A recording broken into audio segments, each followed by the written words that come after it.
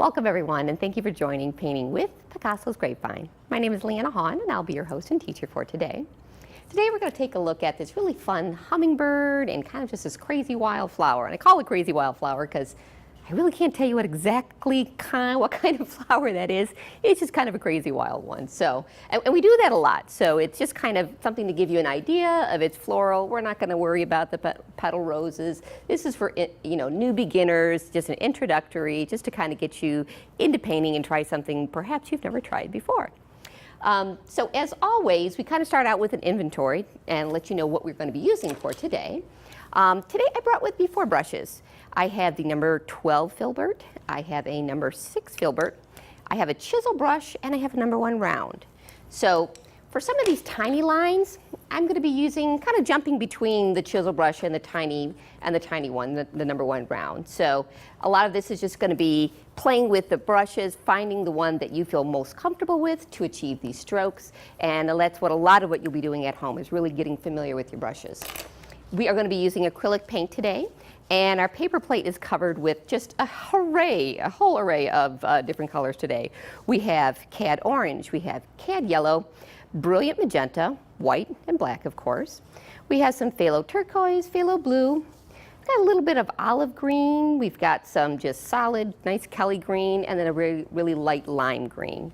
So really nice, light, beautiful colors for the summer and springtime. As well, we always have our dab rag for dabbing off the water and a cup of water so we can wash out our brushes as we move between colors. So the first thing we do is we always take a look at our canvas and say, hey, where are we going to start and where we're going to go next? What's the foreground? What's the background? So this is kind of almost like a 1 or 2 dimensional picture. We don't have a lot of foreground. It's just kind of a simplistic view of this nice little hummingbird. So to get started, we're going to go ahead and grab our blank canvas. And I'm going to set it side by side, just to start out with.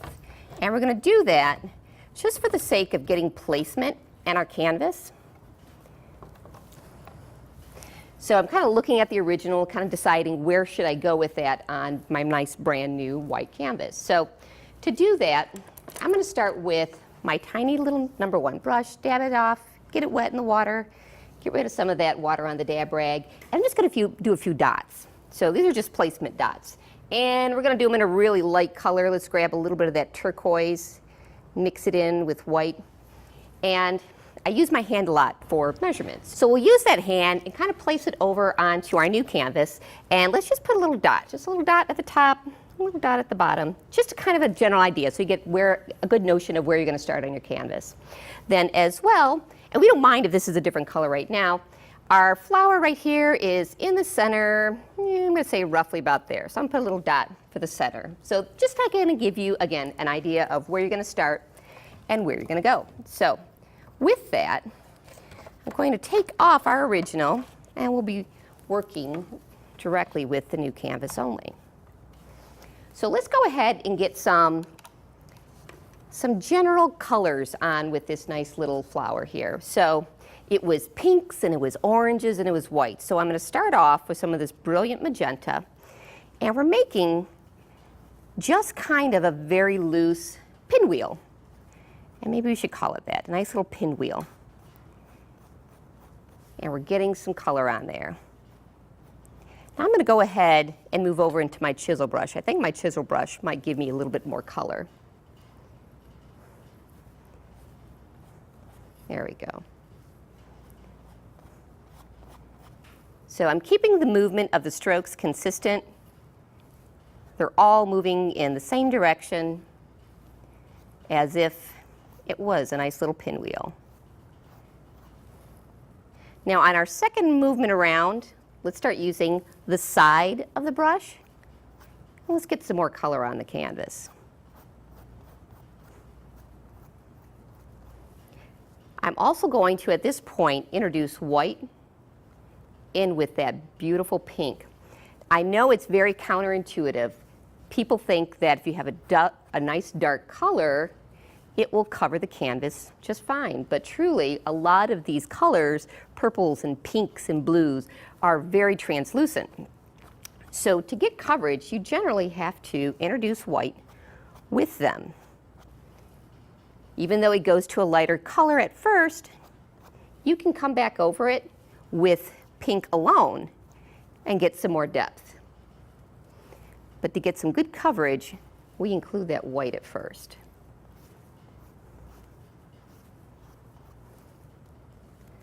So again, just super simple. Now I'm being conservative on this side of the flower because I know we're going to go ahead and do that bird right next to it. So we can adjust that later.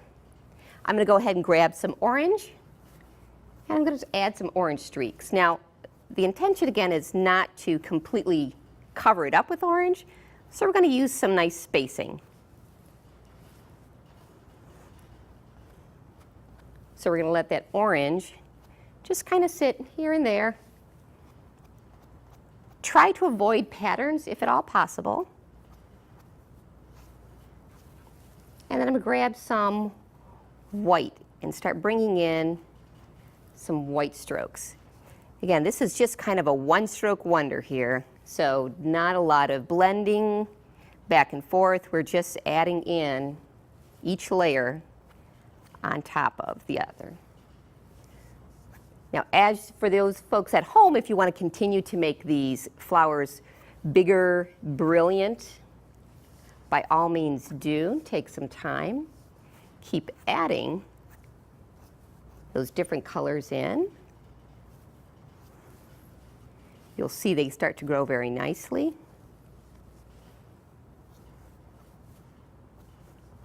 You've got yourself a nice little flower here.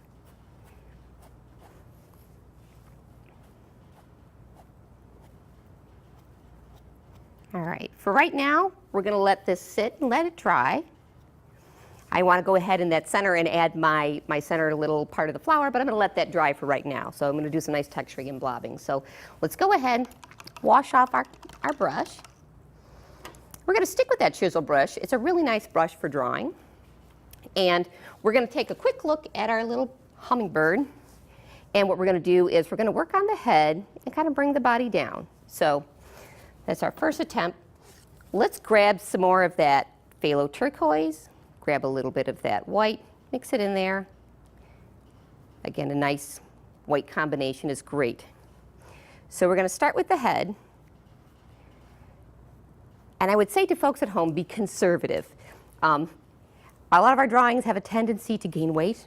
So they'll get really, really big. So trees will get really fat and birds will get really fat. So try, if you can, to start out with something smaller. If you don't like the proportions and you want to make it bigger, you can do so.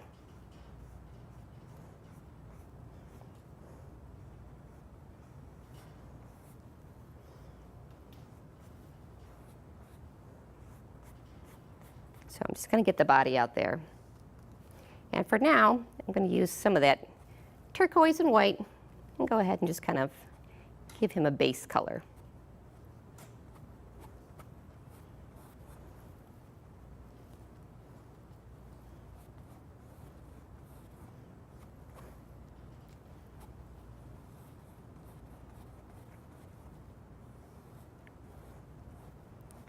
There you go. All right. Now, what I'm going to do is I'm going to jump over. I'm not even washing out my brush here. I'm going to jump over to this beautiful phthalo blue, and I may even have a little bit of that turquoise mixed in. So we're going to start giving him some undertones, and I like doing this when the paint is wet, because that's when you get a nice blending.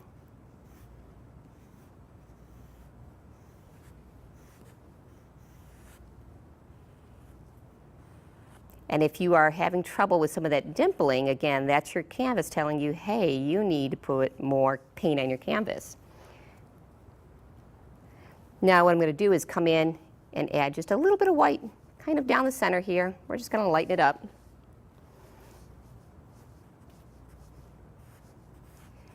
Now my brush stroke is very, very light. I'm using the side of it, and I am barely, barely touching the canvas when I'm going down that center and adding that white. It's just a hair. And it's blending really nicely right now because they're both wet. So let's come in on the top here. And we're going to give him a little bit of interest. bringing in some of that blue.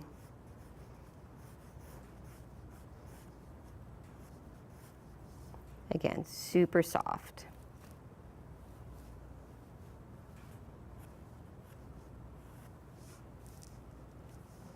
And I'm going to tighten up that bottom with a little bit of the darker blue. Alrighty, so we've kind of got the base of our nice little hummingbird started. So what we're going to do now is I'm going to use that same turquoise, grab a little bit of the white, and we're going to start on our first wing. Our first wing is actually kind of from the bottom here, and it's going straight up. And then what we're doing here is we're coming in with that turquoise, and we're making these nice, wispy streaks. I'll be moving into my phthalo blue, and then kind of continuing up here.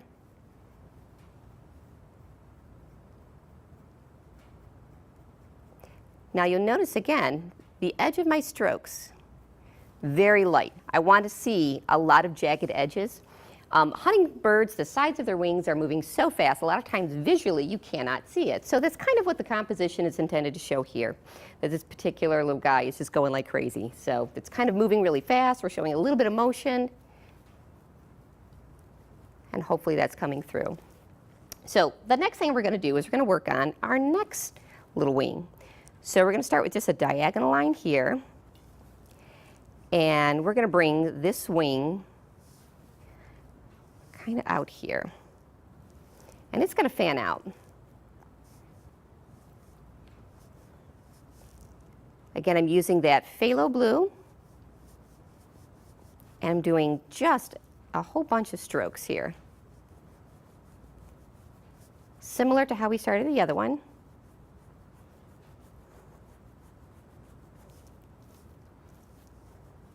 If you need to add a little bit of white just to get the two to mix, that's cool, go right ahead.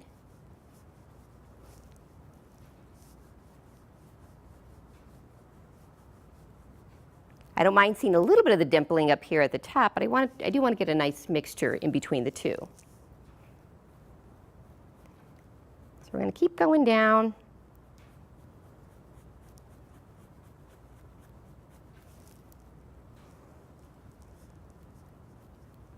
I'm going to start introducing some more of that phthalo blue.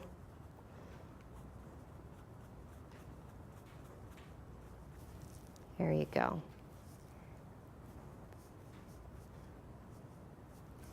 I'm going to grab some of that white, introduce that intermittently, jumping back and forth between the phthalo blue, and just kind of getting comfortable with some of the strokes.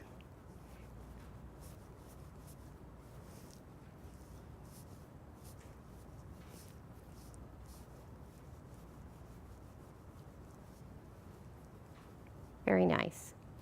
So again, play with that some more at home, get comfortable with which brush you enjoy, which one you prefer, and how you like the streaks to kind of come out. I'm really partial to these chisel brushes, very nice.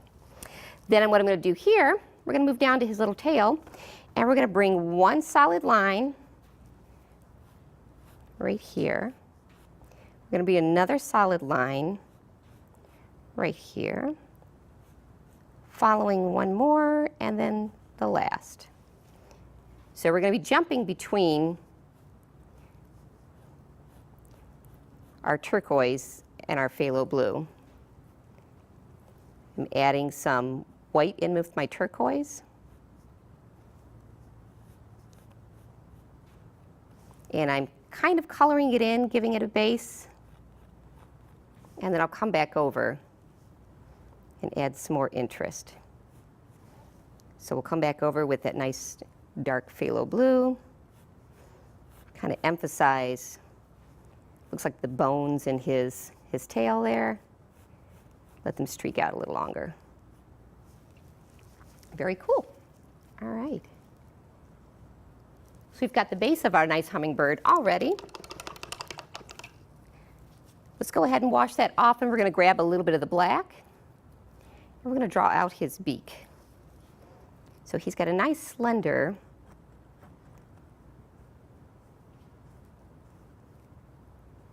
very tiny, so make sure you keep that nice and small and nice and tight.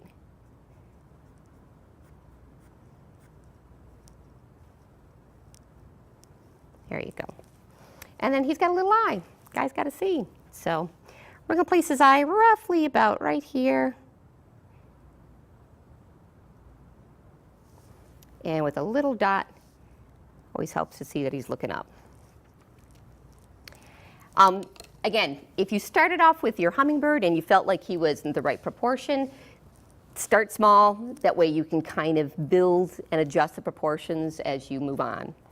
So the last thing that we're going to work on is our little flower, the stems to our flowers here. So I've got 3 different shades of green because I like to make foliage that's kind of utilizing all the different shades. And again, this is really loose. Let's start with our main stem. We'll kind of move up and add some easy little leaves here. I've jumped in and grabbed some of that olive green.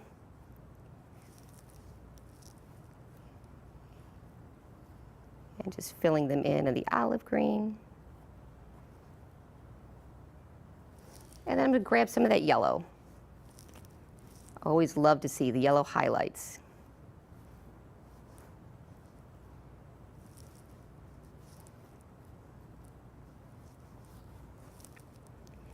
Now the rest of this, again, is just super loose.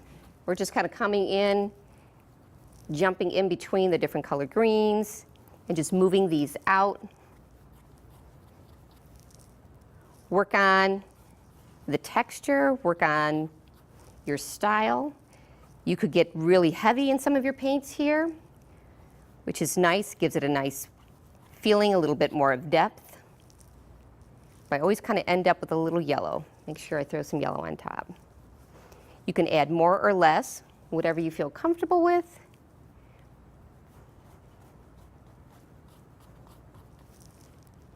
Again, this is intended to be smooth, quick, easy, fun, not intimidating.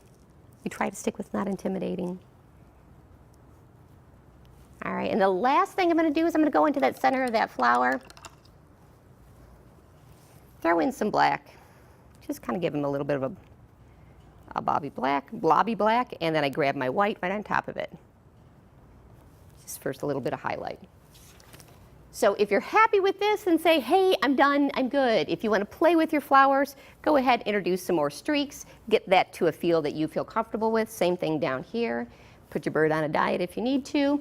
And hopefully you've enjoyed this and you've learned something that you had maybe not have tried before. So if you'd like to learn more about painting these types of paintings, send us an email to info@picassosgrapevine.com. Thank you for joining us.